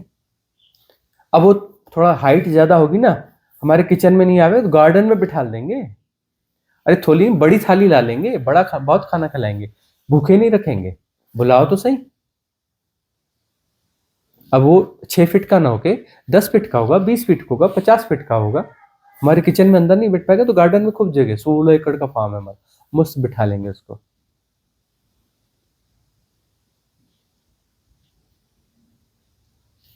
देखते नहीं तुम अपने भीतर अपने हिप्नोटिज्म को। तुम उन चीजों के बारे में ऐसे विचार रखते हो कि यह ऐसा है और सत्य है। और एक सामूहिक मान्यता है, सामूहिक मान्यता को ही सामूहिक हिप्नोटिज्म कहा जाता है। करेंसी एक सामूहिक मान्यता है, व्यवहारिक सत्य है, याद रखना। यूटिलिटेरियन फैक्ट्स हैं, वो अपनी जगह काम करते रहेंगे। हम किसी देश के खिलाफ नहीं, किसी करेंसी के खिलाफ नहीं है, वो सब यूटिलिटेरियन फैक्ट्स हैं। उससे दुनिया में बहुत सारी व्यवस्थाएं होती हैं, बनती हैं, चलती हैं। उस प्ले का मजा लो, आनंद लो। खेल है ना, खेल में नियम नहीं बनाने पड़ते। पिट्ठू खेल रहे थे ना, नियम बना रहे थे ना। अब नियम को बनाने के लिए बड़ी एक्सरसाइज करनी पड़ी ना, कि नहीं नहीं ये नियम ऐसा नहीं, ये नियम ऐसा नहीं, नहीं चीटिंग कर रहे हो, नहीं ऐसा कर रहे हो। नियम सेट करने पड़े ना। वो नियम सेट हुए तो आज खेल खेलेंगे फिर से पिट्ठू सतोलिया, आज थोड़ा ज्यादा अच्छे से खेल पाएंगे, क्योंकि कुछ नियम तय कर लिए तो प्ले थोड़ा ज्यादा अच्छा होगा। एक दिन समझने में ही लग गया, फिर बहुत दिन हो गए पिट्ठू खेले हुए, उसके नियम जो है भूल भाल गए थे। अब रिसेट करके आज थोड़ा ज्यादा ढंग से खेल लेंगे। तो खेलने के लिए कुछ नियम बनाने पड़ते हैं ना, खेल है ना, नियम कोई सत्य थोड़ी नहीं है। जब खेल रहे हो तो नियम को पाल रहे है ना, नियम को का पालन कर रहे हो। खेल खत्म हो गया तो खेल भी खत्म, नियम भी खत्म। अब नियम को तुम ढोए जा रहे हो। अरे खेल जब खेल रहे हो तब खेल है, खेल से हट गए तो खेल गायब। अब उसको ढोए जा रहे हो वहां से हटने, प्लेग्राउंड से हट गए हो, लेकिन मेंटल एक्सरसाइज चल रही है, सत्य की तरह चल रहा है। अरे सत्य नहीं है भाई, पारमार्थिक सत्य नहीं है, व्यवहारिक सत्य है। जब व्यवहार में होगा तब उस सत्य का प्रयोग करो ना, जब व्यवहार में है ही नहीं तब भी तुम उनको ढो रहे हो। तुम बहुत सारी ऐसी चीजों को ढो रहे होते हो जो इन प्रेजेंट है ही नहीं, उस प्ले में तुम इन प्रेजेंट शामिल हो ही नहीं, वहां घट नहीं रहा, हैपनिंग नहीं हो रही है उस प्ले की, अभी हैपनिंग नहीं हो रही है, तब भी तुम उस प्ले को भीतर भीतर चला रहे हो। अरे भाई क्या बात है यार, जब उसका हैपनिंग होगी, जब इन प्रेजेंट वह प्ले आएगा, तब उसके नियम कायदे और बाकी चीजों में तब उसको प्ले करो ना, तो आनंद देगा ना। अब वो इन प्रेजेंट है ही नहीं और तुम हजार किस्म के प्ले अंदर कर रहे हो, तुम बोलते बड़ी बेचैनी है बड़ा, अरे तुम खेल रहे हो, वो हजारों खेल खेल रहे हो जो कि प्रेजेंट में अभी है ही नहीं, उन प्ले को खेल रहे हो, तो खुद को ही परेशान कर रहे हो ना। बेचैन हो रहे मतलब तुम अपने आप को बेचैन कर रहे हो, कोई तुम्हें दूसरा बेचैन कर रहा है, तुम ऐसे प्ले कर रहे हो जो कि अभी यहाँ पे इररिलेवेंट है, इररिलेवेंट प्लेस कर रहे हो अपने भीतर में, एक्चुअली वहां पे है ही नहीं, और तुम उन इररिलेवेंट प्लेस को अपने भीतर भीतर कर रहे हो, अपने आप को परेशान कर रहे हो, बेचैन कर रहे हो। बहुत बार तुम्हें क्रोध आ रहा है, वो बंदा मौजूद नहीं जिस पे क्रोध आ रहा है, या जो कुछ है ही नहीं और अभी कुछ हो भी नहीं सकता, लेकिन क्रोध आ रहा है। अरे सामने खड़ा हो तो अच्छे से क्रोध कर लो ना, सामने खड़ा हो तब क्रोध नहीं करोगे, तब प्रेशर करोगे, मैं इस पे क्रोध करूंगा तो फिर ऐसा हो जाएगा, फिर आगे मेरा ये नुकसान कर देगा, फिर वह कर देगा, फिर वह कर देगा। अरे सामने है तो क्रोध कर लो ना, जो होगा देखा जाएगा। या फिर ऐसा कर लो कि उस समय क्रोध आ रहा है, मौजूद नहीं है, क्रोध आ रहा है, यह सच है, मुझे क्रोध आ रहा है अभी, सच है, और वो सामने नहीं है, इसको बाहर निकास देना है, निकालना है, निकालना है तो एक तकिया लो, पकड़ो उसको, गालियां दो, मारो कूटो, गालियां दो, अच्छे से लाते जूते मारो, इमेज कर लो ना उसको। अरे क्रोध भी तो झूठा ही हो रहा है ना, वो सामने है नहीं और क्रोध हो रहा है, मतलब इररिलेवेंट किस्म का क्रोध हो रहा है ना, झूठा नहीं, क्रोध तो हो रहा है, सत्य है, लेकिन इररिलेवेंट है ना, कि वो सामने नहीं है, क्रोध हो रहा है। तो अब सामने नहीं है तो उसको सामने कर लो ना वर्चुअली, क्रोध को निकाल दो, गालियां दो उसको, तकिए को अच्छे से निकालो, उस समय कुछ है वो मत करो, तकिए पे क्रोध निकालो ना। नहीं निकाल सकते बड़ा टेडी बियर ले आओ ना, अरे टेक्नोलॉजी है, उसका फोटो सबके पास रहता है, वो जाओ उसके पास में, प्रिंटर घर में ही प्रिंटर होते हैं, प्रिंटर निकाल के उसका चेहरा निकाल लो, उसमें चिपका दो, चिपका दो, गालियां दो, मारो कूटो। अभी हम एक साधक परिवार में रुके थे, तो उनके फैक्ट्रीज हैं, ऑफिस हैं, सबका विजिट करवाया उन्होंने, उनके एम्प्लॉइज की पूरी एक, उनके जो सीनियर ऑफिसर्स हैं उनका एक सेशन भी लिया, सबका तो नहीं ले सकते थे, सीनियर ऑफिसर्स का एक हॉल में इकट्ठे करके उनका सेशन भी लिया। तो वहां हमने उनको सुझाव दिया कि भाई टेक्नोलॉजी और इससे संबंधित बहुत सारे हैं, फिर मैनेजमेंट, एचआर डिपार्टमेंट, फलाना डिपार्टमेंट, बहुत स्ट्रेस होता है, बॉस को कभी डांटना पड़ता है, कभी कुछ करना पड़ता है। तो हमने उनसे कहा कि ये आपको डांटना चाहते हैं सब लोग, आप बॉस हो इनके, एक कमरा बना लो, अपना एक स्टेच्यू बनवा लो और जो है वहां पे रख दो, तो जिस एम्प्लॉयज को जब गुस्सा आया आपके ऊपर तो उसको बोलो कि वो हॉल में चला जाया करे, या जरूरत नहीं जा करके वो जो स्टेच्यू रखा है उसको गालियां दिया, दो चार डंडे मारा है, ज्यादा ही गुस्सा है तो जूता चप्पल निकाल के दो चार ठोक के आ जाए पुतले को, रिलैक्स हो जाएगा, आकर के फिर रिलैक्स होकर के मस्त काम करेगा, आउटपुट ज्यादा देगा।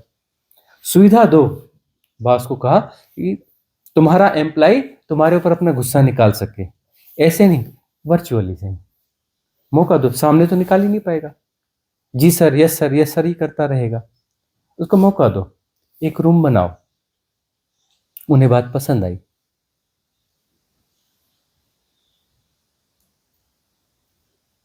निकालो ना, निकास दो ना जो भीतर है, निकास दो तो निर्भर हो जाओगे, हल्के हो जाओगे। तो सम्मोहन है क्या, संसार है क्या?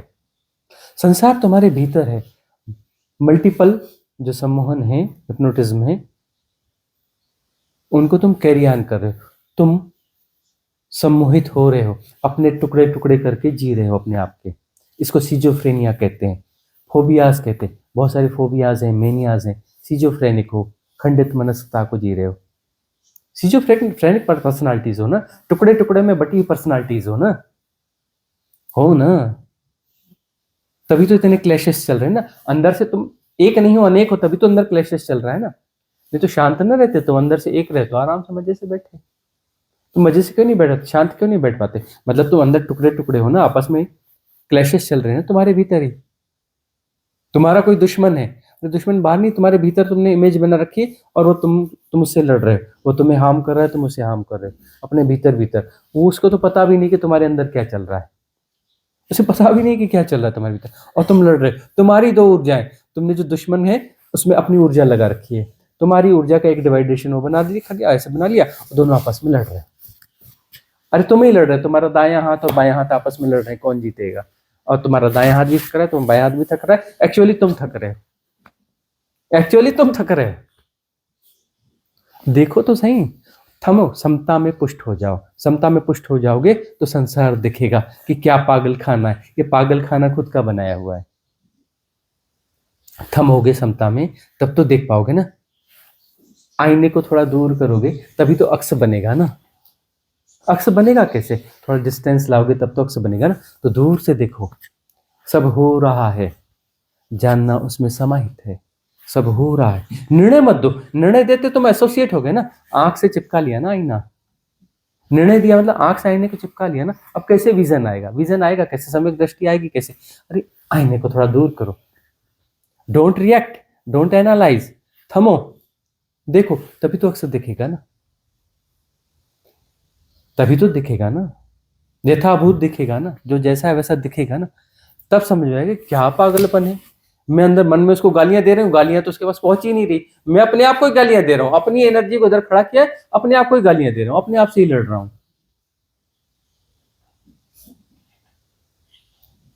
ये संसार की जो एक्सरसाइज है मेरी, अपने भीतर की एक्सरसाइज है, अपने भीतर की एक्सरसाइज है। उलझ पुलझ रहा हूं अपने भीतर, खुद ही खुद के टुकड़े बना करके, अपनी एनर्जी के टुकड़े टुकड़े टुकड़े टुकड़े टुकड़े टुकड़े करके, और आपस में उलझ रहा हूं, पुलझ रहा हूं। अपने भीतर एक टुकड़ा बनाए, उसके बड़े प्रेम में हूं, और उसको पता ही नहीं कि अपन मेरे प्रेम में है, और अपनी इमेज है उसके प्रेम में पड़े। उसका एनर्जी से बना लिया। अब जैसे गुस्सा निकालने के लिए हम बोलते हैं ना, उसी का जैसा चित्र बना लो, स्टेच्यू बना लो, उसका चित्र लगा लो। क्यों नहीं करे, काम करेगा। तुम करते हो ना, प्रेम करते हो, क्रोध करते हो, तुमने अपना ही तो बनाया ना स्टेच्यू अपने भीतर में, उसका एनर्जी स्टेच्यू बनाया है ना, उस पर तो क्रोध कर रहे हो ना। एनर्जी स्टेच्यू बनाया उस पर, उससे ही तो प्रेम कर रहे हो ना, वास्तविक उससे थोड़ी ना कर रहे हो। बहुत गहरे में जाओगे, जब दो प्रेमी प्रेमिका आपस में मिलते हैं,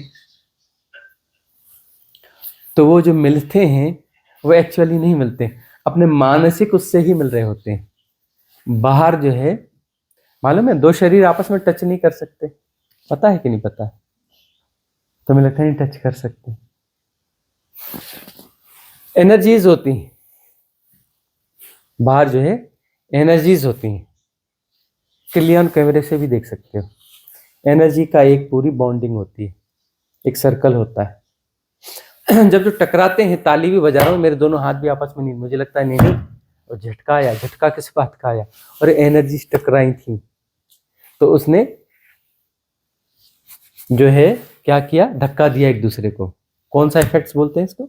इलेक्ट्रोमैग्नेटिक फोर्स। इलेक्ट्रोमैग्नेटिक फोर्स का इफेक्ट है ये, है ना। वो एनर्जी का इलेक्ट्रोमैग्नेटिक जो फील्ड है, वो दो फील्ड जो है आपस में टकराए और बाहर हो गए। मतलब एक्चुअली तुम्हारी बॉडी के अंदर टच नहीं आया, और तुम्हारे भीतर जो चोट लगती है, वो इलेक्ट्रोमैग्नेटिक फोर्स जो है वह तुम्हारे भीतर घुसी। तुम्हारी इलेक्ट्रिक मैग्नेटिक फोर्स ही तुम्हें हार्म करती है। प्रेशर बाहर से आया, लेकिन जो छेद किया, नुकसान किया, तुम्हारे इलेक्ट्रिक मैग्नेटिक फोर्स ने ही तुम्हें नुकसान किया है। प्रेम में पढ़ते हो ना, तो आहा बड़ा प्यारा टच है, वो एनर्जी टच है। शरीर आपस में नहीं टकराता, आपस में, लेकिन सूक्ष्म बात है, नहीं होता है, नहीं टकराता है, नहीं में पता चलता है, पता चलता है, बहुत कुछ पता चलता है, पर एक्चुअली यह नहीं पता चलता कि इलेक्ट्रिक मैग्नेटिक फोर्स के घर्षण हो रहे हैं आपस में।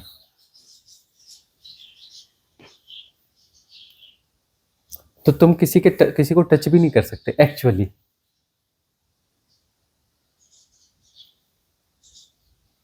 ऊर्जाओं का ही खेल होता है, ऊर्जाओं का ही सम्मिलन होता है, और वो ऊर्जाएं तुम्हारे भीतर है,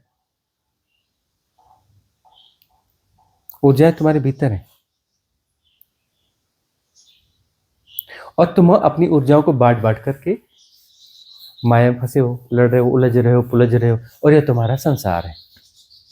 मल्टीफोल्ड है, याद रखना सूरज, मल्टीफोल्ड है।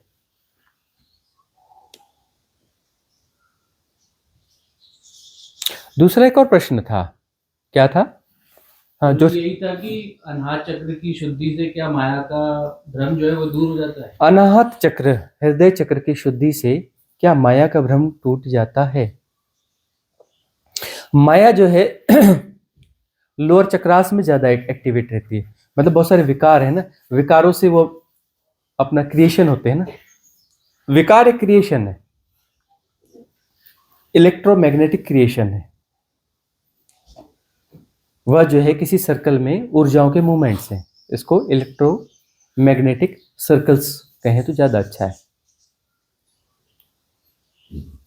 तो वह सर्कल्स हैं, और ज्यादातर विकार मूलाधार, स्वादिष्ठान, मणिपुर, इन 3 लोअर चक्रास में होते हैं। मतलब छोटे दायरे में ऊर्जा का ज्यादा मूवमेंट, छोटे दायरे में ज्यादा गतियां, ये लोअर चक्रास में होते हैं।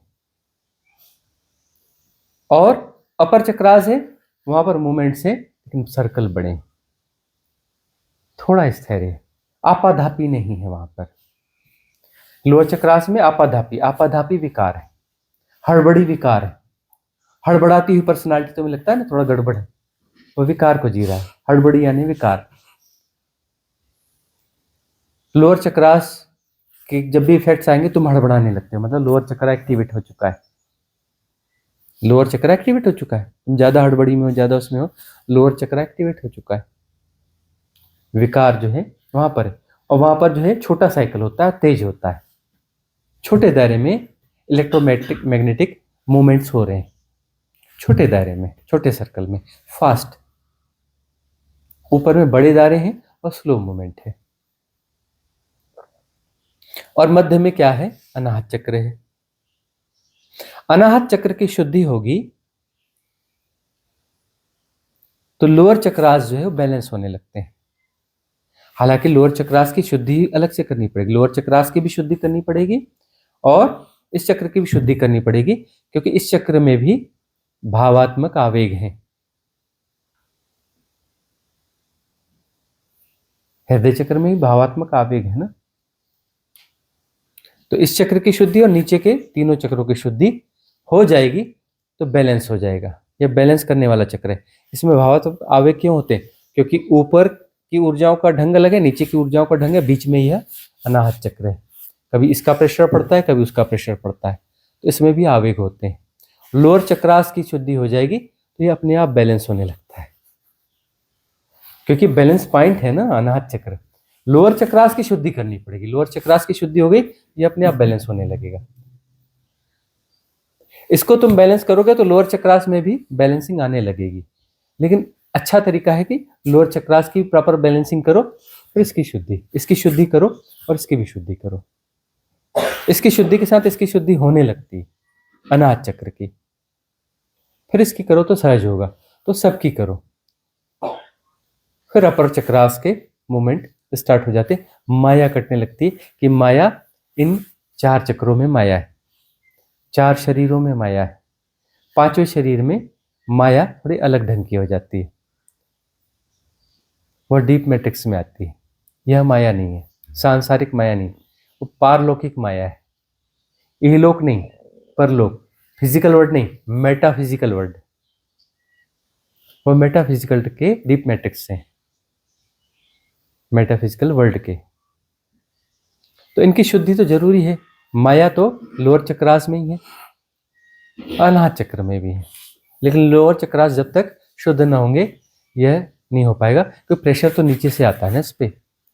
तो भाव जो है, भावों को देखते हैं, भावों का एक अलग ढंग का हिलना डुलना होता है, अलग गतियां होती है ना, भावात्मक गतियां। भाव एकदम से किसी पीक पे चले जाते हैं, है ना।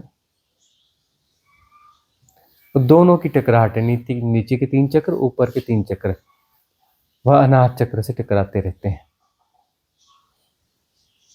तीनों की शुद्धि करो नीचे के, फिर यह अपने आप बैलेंस होगा। फिर इसकी शुद्धि करो अपर चक्रा, माया से पार, इहलोक से पार, फिजिकल वर्ल्ड के हिप्नोटिज्म विड्रा हो जाएंगे। मेटाफिजिकल वर्ल्ड जो है वह शुरू होगा। वह भी वर्ल्ड है, याद रखना, वह भी वर्ल्ड है। त्रिआयामी जगत के पार हो जाते हो, जो 3 डायमेंशनल जो एग्जिस्टेंस है इसके पार हो जाते हो। वो जो है वो भी डायमेंशंस ही हैं, अपर डायमेंशंस है, उच्च लोक हैं। इनके ऊपर उठते हो तो उच्च लोकों को जी रहे होते हो, यहाँ की माया कट जाती है। इसलिए चक्र शुद्धि ध्यान नया वाला सप्त चक्र संधान भी बहुत लोगों को बहुत फायदा किया है उसने, सप्त चक्र संधान में। नया चक्र शुद्धि ध्यान है, और भी बहुत सी सिद्ध क्रियाएं तो कितनी हैं चक्रों से रिलेटेड, 20-25 होंगी ना, जिसको जो रुच जाए, जिस पे जो काम कर जाए।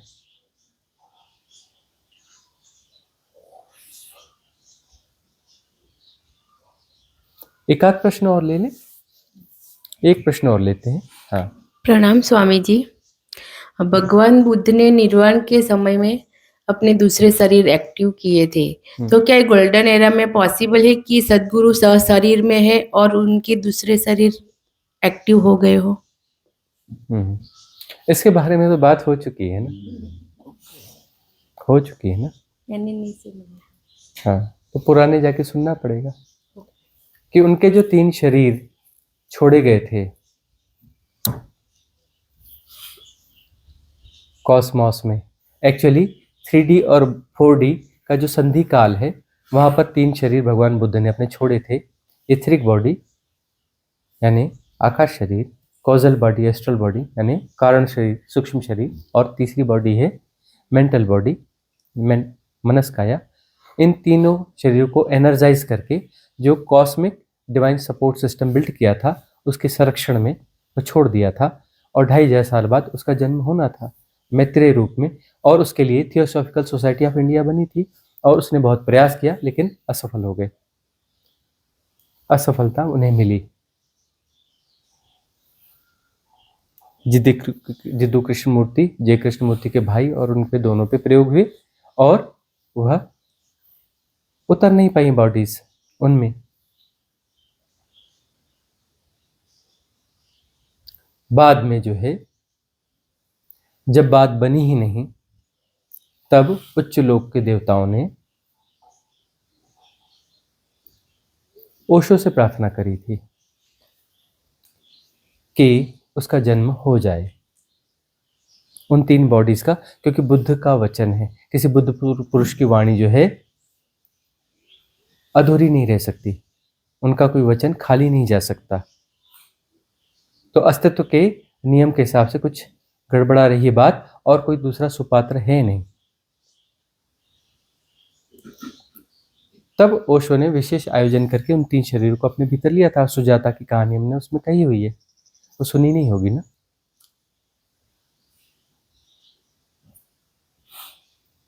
तीन शरीरों को बहुत थोड़े समय के लिए, कुछ दिनों के लिए अपने भीतर लिया, और बाद में उन्हें री एनर्जाइज करके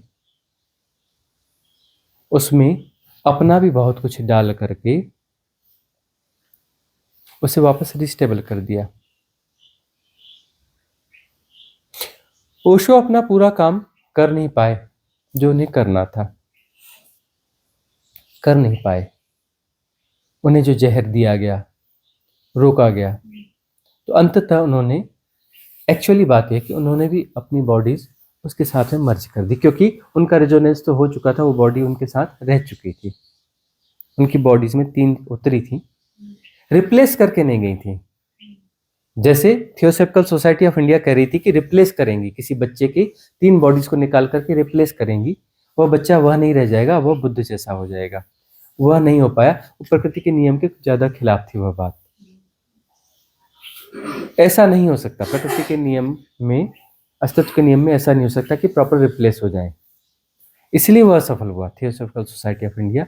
इसलिए जे कृष्णमूर्ति ने भी इनकार कर दिया प्रकृति के उस धक्के में। तो ओशो ने भी, चूंकि वो रेजोनेंस हो चुका था, 3 बॉडीज उसी में मर्ज कर दी।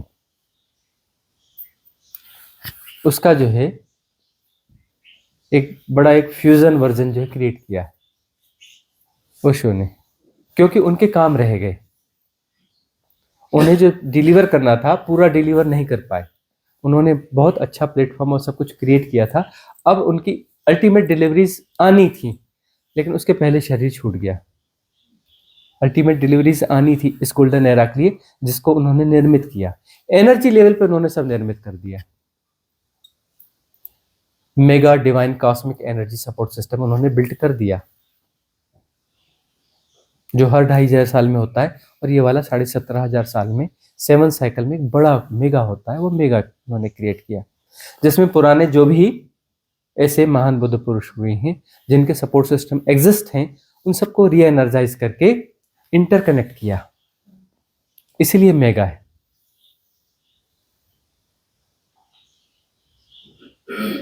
वह जो शरीर हैं वह फिर आने थे, लेकिन उसको इस तरीके से किया गया कि वह आसानी से एब्जॉर्ब हो सकते हैं without any replacement.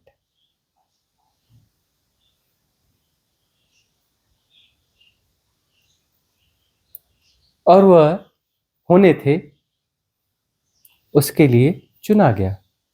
Esoteric support system, divine cosmic energy support system, इन सब के माध्यम से चुना जाता है। उसमें इजोटेरिक सपोर्ट सिस्टम की ज़्यादा भूमिका रहती है, क्योंकि उच्च लोक के देवताओं के पास में निर्णय की क्षमता रहती है, चुनने की क्षमता होती है। उनका बड़ा रोल होता है। महाअवतार बाबा का बड़ा रोल होता है। शंभाला, शंगिला, इन जो स्थानों का बड़ा योग होता है, जो एक अलग किस्म का क्रिएटेड डायमेंशन होता है। इनके बड़े रोल होते हैं। उन सब ने जो है चुना, लेकिन हम तैयार नहीं थे। 20 साल तक रेजिस्ट किया। हमें लगा कोई और इसके लिए पात्र होगा, कहीं और चला जाएगा। हमने 20 साल रेजिस्ट किया, लेकिन बात नहीं बनी, तो अंततः सरेंडर हुआ और वह एब्जॉर्ब हो गए। तो बॉडीज एब्जॉर्ब हैं इसी शरीर में जिसे आप देखते हैं। तो वह बार बार एब्जॉर्ब वो नहीं होगा, एब्जॉर्ब हो चुकी है वह, लेकिन उसका वो मैकेनिज्म चेंज किया गया ओशो के द्वारा, क्योंकि वो प्रकृति के नियम के खिलाफ जा रहा था। जिस प्रकार से बुद्ध ने किया था कि वो रिप्लेस करके 3 बॉडीज आएंगी, उसको अलग ढंग से फिर वो किया, रिप्लेस नहीं करेंगी। पहली बात तो उन 3 बॉडीज को ओशो को लेना पड़ा। उनकी क्षमता थी, उनकी पात्रता थी कि वो अपनी 3 बॉडीज को एक तरफ करके उन 3 बॉडीज को अपने भीतर उन्हें उतरने दिया, और उस बुद्ध के उस वचन को पूरा किया जिसमें सुजाता को उन्होंने वचन दिया था कि यह प्रश्न जो है इसका मैं उत्तर दूंगा 2,500 साल के बाद में, तब वह एरा पकेगी, तब इसका उत्तर दिया जाना चाहिए। और तब वह जो दिया गया, और उसका रिकॉर्ड जो है नहीं बनने दिया गया कहीं पर। उस घटना को हिडन वे में पूरा किया गया। वह जापान में जन्मी थी, सुजाता, और वह आई थी। उसका आयोजन किया गया था और वह प्रक्रिया पूर्ण हो गई थी। बुद्ध का वचन जो है पूर्ण हो गया था। बुद्ध की वाणी खाली नहीं होती, वह प्रॉब्लम सॉल्व हो चुका था। लेकिन यहाँ ओशो ने यह किया कि इन बॉडीज को जो है अब राइट यूटिलाइजेशन और प्रकृति के नियमों के तहत किया जाए। तो उसमें उनका पुनर्गठन किया, फ्यूजन किया, अपनी बहुत सारी चीजें उसमें मिक्स की, सारा कुछ कर दिया और वह बॉडीज जो है एब्जॉर्व हुई। तो ये देशना में सन्निहित है। जो बुद्ध और आगे डिलीवर करते और ओशो जो आगे डिलीवर करते, वह भी इसमें सन्निहित हैं, इसमें सन्निहित हैं। और जो हमारी बॉडीज हैं वो रिप्लेस नहीं हुई हैं, मतलब वह भी इसमें सन्निहित है। मतलब इसमें 3 समाये हुए हैं, इस देशना में 3 समाये हुए हैं।